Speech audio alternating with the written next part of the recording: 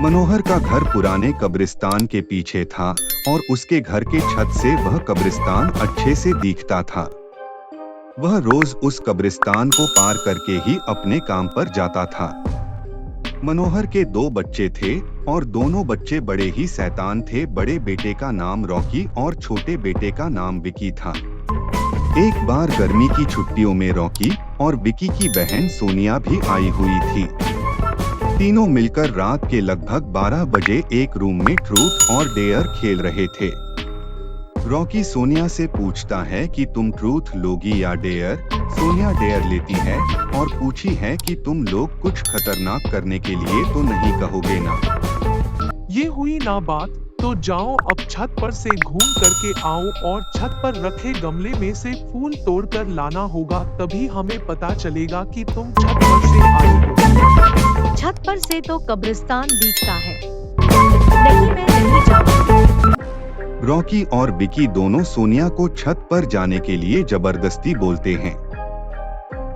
सोनिया छत पर जाती है और जैसे ही गमले में लगे फूल की तरफ बढ़ती है, तभी उसकी नजर कब्रिस्तान की ओर पड़ती है।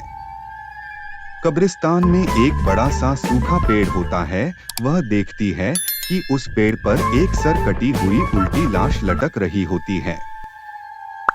सोनिया उसे देखती है और जोर से चिल्लाती हुई बेहोश हो जाती है।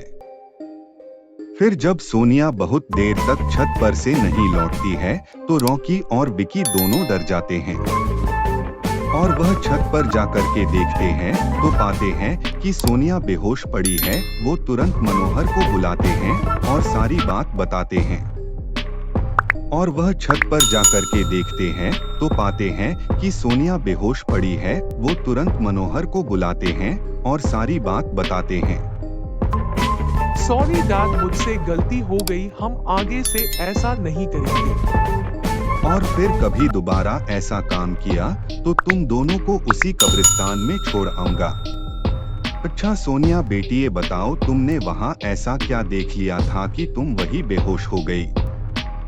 सोनिया सहमी हुई हालत में मनोहर को सारी बात बताती है कि उसने क्या देखा। मनोहर ने उस कब्रिस्तान के बारे में ऐसी खबरें पहले भी सुनी हुई थी, इसलिए वह सोनिया को डांटता नहीं है और बच्चों को संभल कर रहने की सलाह देता है।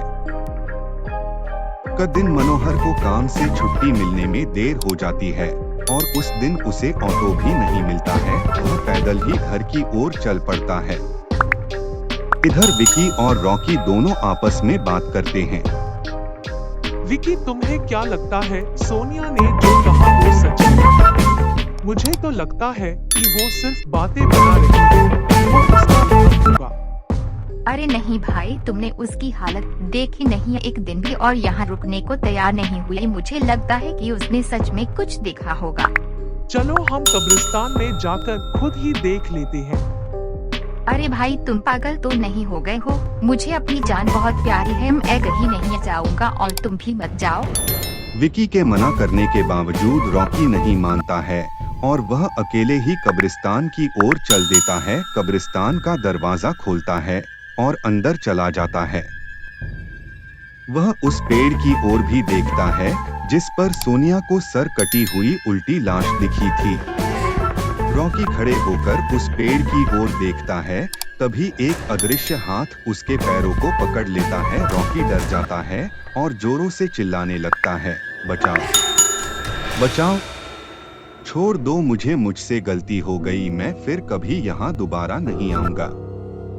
ये क्या? ये तो रॉकी की आवाज लगती है। ये तो कब्रिस्तान से आ रही है, मुझे जा करके देखना चाहिए। मनोहर कब्रिस्तान में चारों ओर देखता है, लेकिन रॉकी कहीं नहीं दिखाई देता है। वह घर लौटकर आ जाता है और विकी से पूछता है कि रॉकी कहाँ है। पापा मेरे बार बार मना करने के बावजूद भी रॉकी कब्रिस्तान में चला गया। वो जानना चाहता था कि सोनिया जो कह रही थी वो सच है या नहीं। हमारे पास समय बिल्कुल भी नहीं है, जाओ घर के मंदिर में शंख में जो जल रखा है वो जल्दी से लेकर आओ, हमें रॉकी को खोजने कब्रिस्तान जाना पड़ेगा। विकी वो जल लेकर आता है। मनोहर और विकी कब्रिस्तान में जाते हैं। मनोहर जल छिड़कता है, फिर उसे किसी के घसीटने का निशान दिखाई देता है। वह समझ जाता है और फिर उस निशान का पीछा करते हुए उस कब्र तक पहुंच जाता है। मनोहर कब्र के आसपास वो जल छिड़कता है। कब्र से अजीब सी आवाजें आती है। विकी बहुत डर जाता है। मुझे लगता है कि श्रापित प्रेत आत्माओं ने रॉकी को इस कब्र के अंदर कैद कर लिया है। हमें जल्द ही इसे निकलना होगा। तुम ये पवित्र जल आसपास छिड़कते रहो, इससे हमें वो प्रेत आत्माएं कोई नुकसान नहीं पहुंचा पाएंगी। मैं कब्र को खोलने की कोशिश करता हूँ। मनोहर उस कब्र को खोलने की बहुत कोशिश करता है। अंत में वह कब्र खुल जाती है। उसके अंदर रॉकी लथपथ बेहोश पड़ा होता है। मनोहर रॉकी को लेकर हॉस्पिटल जाता है। उसकी हालत बहुत गंभीर होती है। उस दिन के बाद मनोहर उस घर को छोड़कर शहर से दूर एक दूसरे घर में अपने पूरे परिवार के साथ रहने चला जाता है।